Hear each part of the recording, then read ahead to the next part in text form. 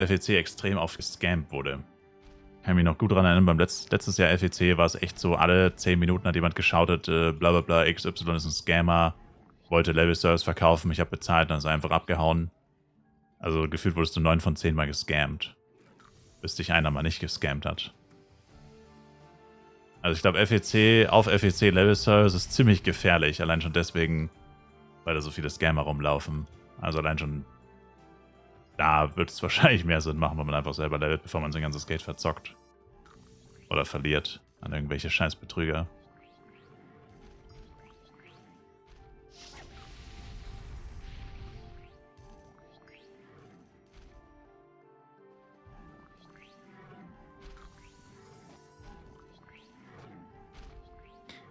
Was mein Plan für den nächsten FEC ist, Benz AMG. Also entweder mache ich mal was ganz Neues und gehe all in mit 2 Charaktern und den Bonus-F-Coin, die ich immer bekomme. Falls ich die nächstes Jahr noch bekomme. Mal schauen, wie lange das anhält. Das vielleicht. Würde ich so eine Challenge draus machen irgendwie, dass man halt nur mit 2 Chars spielt und halt alle Power-Ups kauft, Amplis und so die ganze Zeit. Amplis, die ganze Zeit Upcut Stone und so. Party-Scrolls, weil sonst geht es ja mit 2 Chars gar nicht. Link Attack und so weiter. Aber das ist nicht sicher, also das mache ich vielleicht, aber widerspricht eigentlich meiner Natur.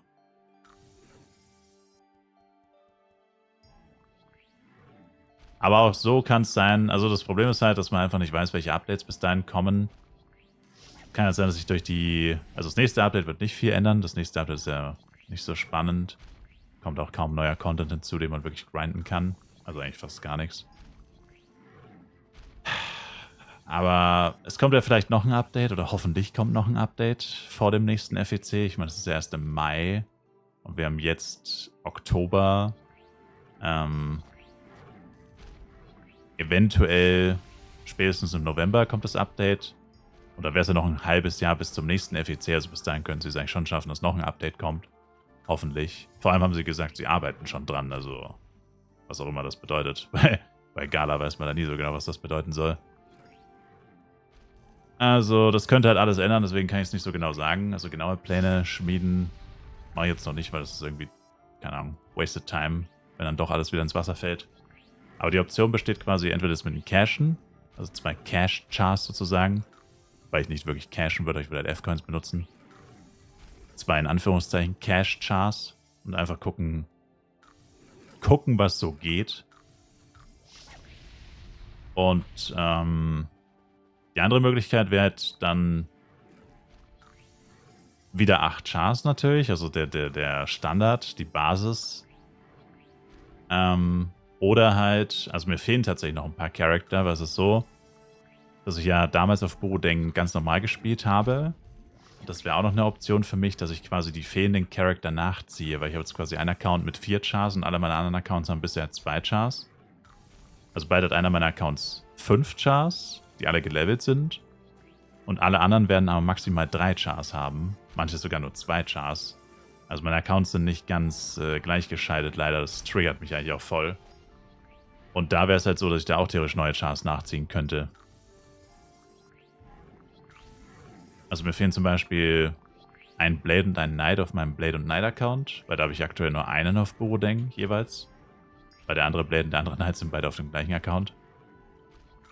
Und die würden mir fehlen. Hätte ich dann halt einen Ringmaster zu viel, aber ich sag mal so, Ringmaster kann man nicht zu viele haben. Ja. Irgendwie so. Also es könnte sein, dass ich den nächsten FEC... Also wenn wirklich gar nichts passiert, also... Ich weiß halt nicht, noch ein FEC, wenn sie wirklich kein Update machen würden, muss man sich ja so vorstellen, dann wäre der nächste FEC basically genau das gleiche wie jetzt. Der gleiche Content letztendlich. Du hättest zwar noch das mit den Juwelen, was jetzt kommt, in dem nächsten Update, in Battle for Madrigal, mit den Ultimate-Juwelen und den Pieces und den ganzen Scheiß. Aber es wäre weiterhin Maximallevel 160. Du hättest weiterhin nur, in Anführungszeichen, Hero und Master. Also eigentlich wäre es literally Copy-Paste von diesem FEC. Und ehrlich gesagt, wenn das der Fall wäre, wüsste ich gar nicht, ob ich überhaupt hier anfangen würde.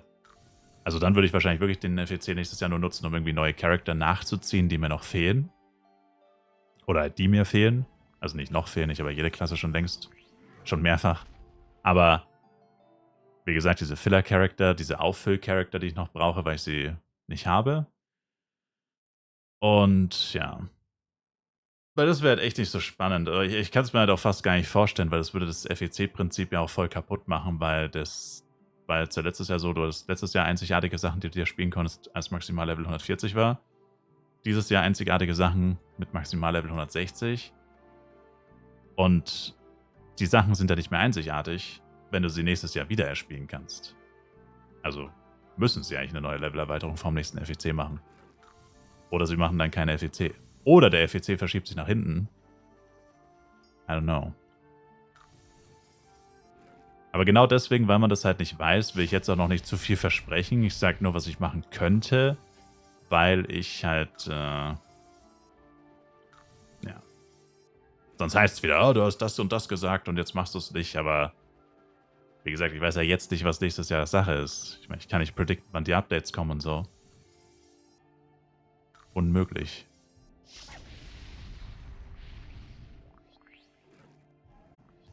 Testen. Wie willst du sowas testen?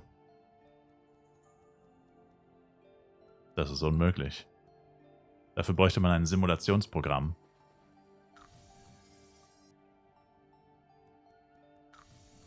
In der Stochastik, Wahrscheinlichkeit gibt es so Wahrscheinlichkeitsprogramme. Da kannst du 1 Milliarde Versuche demonstrieren, durchspielen lassen quasi. Dann kannst du quasi genau sehen, bei 10 Versuchen ist die Abweichung extrem groß, bei 100 Versuchen wird sie kleiner, 1000 kleiner, kleiner, kleiner, kleiner. Und irgendwann bei 1 Milliarde, 1 Billion ist die Abweichung quasi gleich 0. Und dann hast du die effektive Aussage. Also du müsstest quasi ein Programm schreiben, wo die richtigen Formeln drin sind, die auch tatsächlich im Spiel verwendet werden, das dann quasi Auto-Attack simuliert. Und da müsstest du dann quasi immer so 1 Milliarde Minimum, wahrscheinlich eher so 1, 2, 10 Billionen Hits simulieren. Mit eben 98% Hitrate oder 100% Hitrate. Und dann könntest du sagen, okay, ab da macht es keinen Unterschied mehr, also das muss das Maximum sein. Doch schreib mal so ein Programm bitte. Ich konnte es nicht. Ich konnte es nicht. Ich weiß nicht, wie es geht und ich konnte es nicht. Ich weiß es nicht.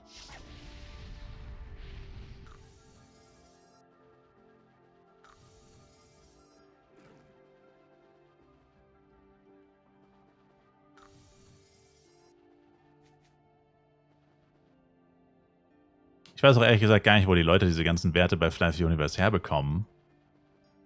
Also außer der Quellcode von Flive Universe wurde auch schon geleakt und ist komplett einsehbar. Ansonsten sind das ja alles dann bestehende Werte von Flive PC wahrscheinlich. Also ich weiß es nicht. Ich kann mir jetzt nicht vorstellen, dass die Entwickler solche Sachen rausgeben, weil alles, was nicht in der API steht, müsste ja streng geheim sein. Dafür gibt es ja die API. Die API ist ja quasi stellvertretend für, das dürft ihr alles rausfinden oder das dürft ihr alles wissen. Und alles, was nicht drin steht quasi, musst du entweder selber rausfinden oder ist halt streng geheim.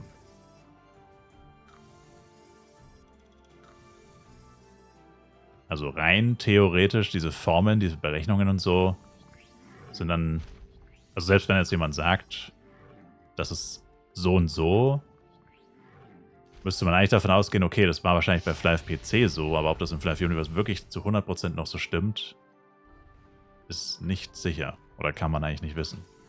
Außer man ist halt ein Entwickler von dem Game. Oder hat Zugriff auf den Code, was eigentlich niemand haben dürfte. Also, weiß ich nicht. Aber bei solchen Sachen, wie gesagt, sowas kann man halt einfach nicht testen. Das geht leider nicht.